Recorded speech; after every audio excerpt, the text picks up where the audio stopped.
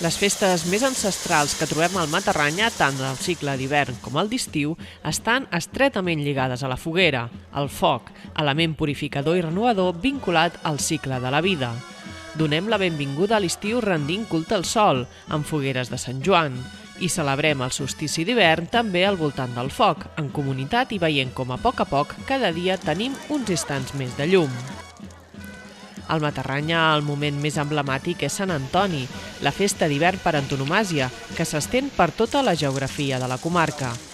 Una tradició plena d'elements carregats de simbologia. Sant Antoni és el patró dels animals, de manera que la festa va lligada a la matança, a omplir el rebost de carn per a l'hivern. Però també es rendeix culte als animals de treball, una ferramenta vital per al món agrari. Per Sant Antoni no hi falta el pa beneït, així com la celebració dels Tres Tombs, que encara avui es conserva a Massalió. Tenim les lloes o els ditxos, que es diuen al voltant del foc o en comunitat.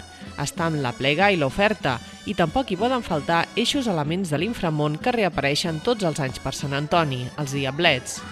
Estos tenen dues interpretacions, la versió més cristiana, associada als diables del pecat, la temptació i el mal, mentre que Sant Antoni representa el bé, i també tenim la versió vinculada a les festes més paganes, on interpretem el diable com un personatge místic que porta la transgressió en este despertar de la naturalesa. Des de fa uns anys a Pena-roja s'ha recuperat la barraca, esta construcció vegetal que es crema com una gran pira el 17 de gener.